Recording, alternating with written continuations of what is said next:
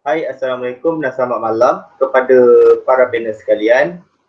Sebelum itu, izinkan saya perkenalkan diri terlebih dahulu. Nama saya Muhammad Iqbal bin Abdul Rashid. Saya merupakan pengacara yang pertama dan bersama saya Cik Muhammad Hafiz dan juga Cik Afiq Zubair, di mana mereka juga merupakan pengacara forum pada malam ini. Forum yang akan kita bincangkan adalah mengenai pembelajaran norma baru di mana ia melibatkan pelajar, pengajar, ibu bapa dan juga Menteri Pendidikan Malaysia. Jadi tanpa membuang masa, mari kita teruskan. Okay, soalan ini saya akan ajukan pada panel 1, iaitu pada saudara Cik Muhammad Farhan dan juga Cik Idham Nabil. Jadi sebagai seorang pelajar, saya akan ajukan soalan ini pada Cik Muhammad Farhan terlebih dahulu lah. Sebagai seorang pelajar, adakah pembelajaran secara dalam talian ini berkesan? Okey, terima kasih banyak-banyak kepada saudara Muhammad Iqbal. Okey, saya Cik Muhammad Farhan. Okey,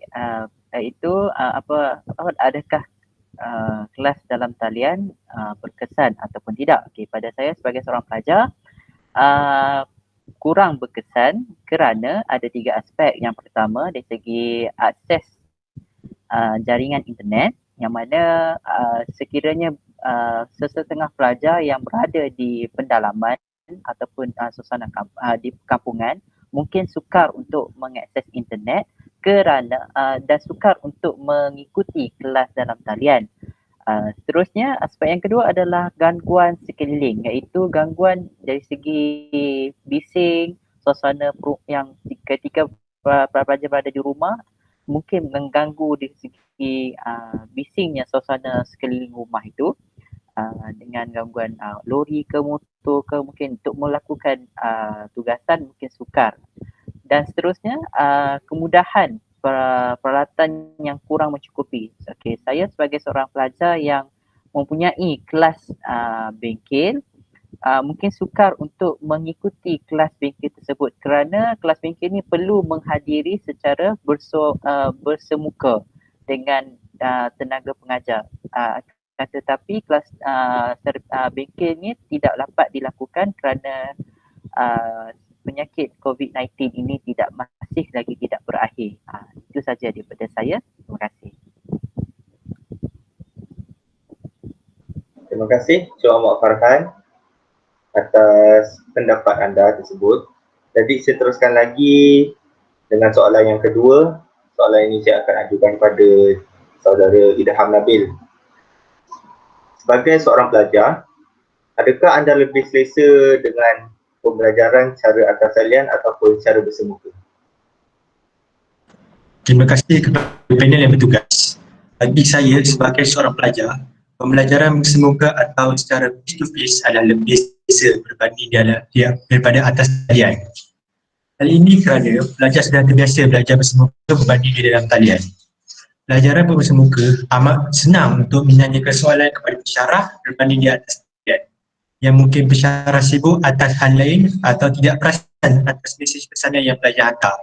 Kerja atau tugasan amali perlu ditangguhkan kerana ianya memerlukan kelas secara bersemuka. Selain itu, keakraban sesama pelajar amat terhad kerana perjumpaan dilakukan secara atas talian. Jika bersemuka, pelajar dapat mengenali satu sama lain dan menyenangkan pelajar untuk menyiapkan tugas yang kumpulan. Setakat itu sahaja, terima kasih. Terima kasih saudara Idham Nabil. Jadi seterusnya saya akan serahkan pada pengacara yang kedua, iaitu pengacara Cik Muhammad Hafiz bagi meneruskan forum ini. Terima kasih kepada Encik Muhammad Iqbal, pengacara pertama kita. Nama saya Muhammad Hafiz, pengacara kedua anda. Bagi meneruskan forum ini, soalan seterusnya ditujukan kepada panel kedua kita, iaitu daripada dua pengajar pertama dan pengajar kedua. Soalan pertama ditujukan kepada pengajar pertama kita, iaitu Dr. Syafiqah. Sebagai seorang pengajar, apakah cabaran yang dihadapi sewaktu pembelajaran kelas dalam talian? Silakan. kasih kepada pengacara Encik Hafiz. Jawapan saya untuk soalan itu tadi adalah bagi saya, cabaran yang saya hadapi sewaktu pembelajaran kelas atas talian ialah ramai pelajar saya sukar untuk menghadirkan diri ke kelas atas talian. Sebagai jenis alasan yang saya sering terima di antaranya seperti terlajak tidur, tidak mendapat jaringan internet yang kuat, tidak balas jika saya bertanyakan soalan mereka dan sebagainya. Alasan sebegini amat mengecewakan saya sebagai pesyarah mereka kerana seseorang tenaga pengajar yang telah diamanahkan untuk mendidik dan memberikan ilmu kepada mereka. Bagi saya, kelas secara atas talian ini sememangnya sukar tetapi sebagai seorang pelajar seharusnya berusaha untuk mengatasi kesukaran ini. Antara cabaran lain yang saya hadapi adalah teknologi zaman kini yang kian canggih. Disebabkan itu, sebagai seorang pesyarah, mereka harus mempelajari secara sendiri cara-cara untuk menggunakan platform-platform yang membolehkan sesi pembelajaran dan pengajaran berlangsung. Akhir sekali, kami sebagai pesyarah cuba mendalami untuk rentak yang disukai oleh generasi Z. Itu sahaja dari saya. Terima kasih. Terima kasih kepada Dr. Syafiqah atas penerangan mengenai cabaran yang dihadapi sewaktu pembelajaran. Soalan seterusnya ditujukan kepada Dr. Azhar. Sebagai seorang pengajar, apakah peranan anda bagi memastikan pelajar dapat mengikuti sesi pembelajaran secara lancar? Silakan. Terima kasih kepada pengacara Encik Hafiz atas soalan sebentar tadi. Bagi pendapat saya, peranan seorang pesyarah perlulah bertanya khabar kepada pelajar terlebih dahulu sebelum memulakan pembelajaran. Waktu memulakan pelajaran, mestilah dalam keadaan yang ceria seperti memainkan video ataupun muzik yang membuatkan pelajar berminat untuk belajar. Selain itu, pesyarah haruslah menyediakan penyampaian pembelajaran yang tidak membosankan dan waktu pembelajaran tidak terlalu lama. Maklumat pembelajaran yang disampaikan oleh pesyarah hendaklah difahami oleh setiap pelajar. Dengan ini, pelajar akan merasakan gembira ketika belajar dan tidak mempunyai masalah seperti hilang tumpuan dan sebagainya. Itu saja. Terima kasih atas pendapat mengenai peranan sebagai seorang pengajar dalam perjalanan dalam norma baru ini.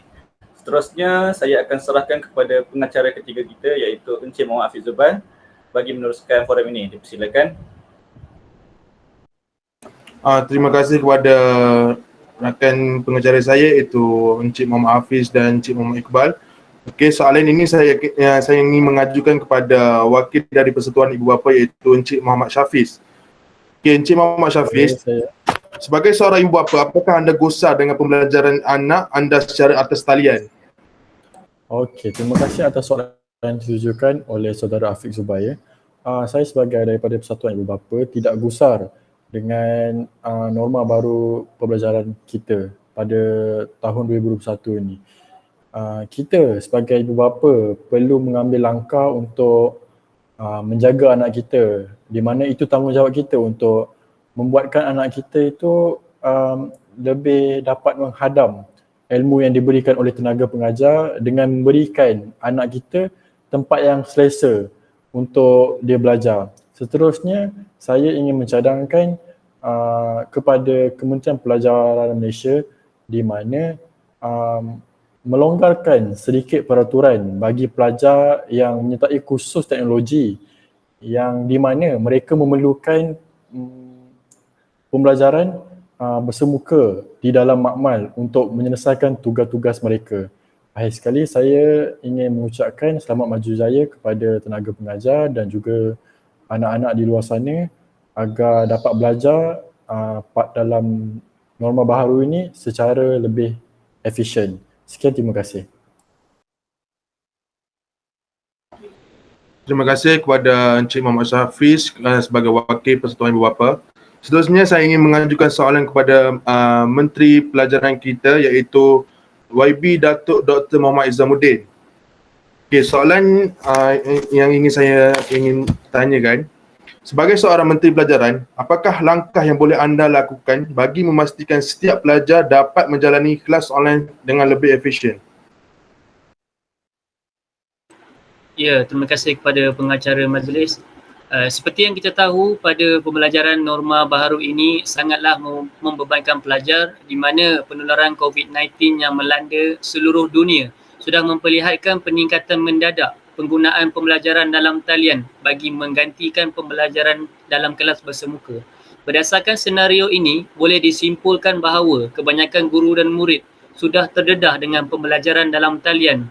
Namun bagi memastikan penggunaan secara menyeluruh, beberapa isu yang sering dibangkitkan, antaranya kemudahan infrastruktur termasuk peralatan mencukupi serta akses kepada capaian internet perlu diberi perhatian.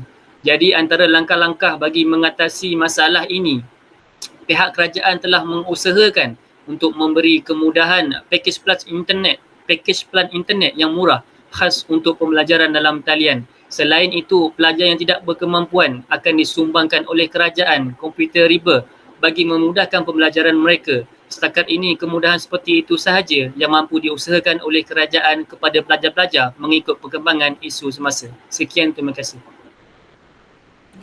Terima kasih kepada Menteri Pendidikan Malaysia iaitu YB Datuk Dr. Mohamed Izamuddin. Saya merasai masa amat menceburui kita, tapi sebelum mengakhiri forum pembelajaran norma baru ini, saya ingin memberi sebuah pantun yang berbunyi, bunga mekar di pembukitan, sawah luas di pendesaan. Terima kasih untuk perhatian, mohon maaf untuk kesalahan. Terima kasih kepada panel-panel yang hadir pada malam ini. Terima kasih. Terima kasih. Terima kasih semua.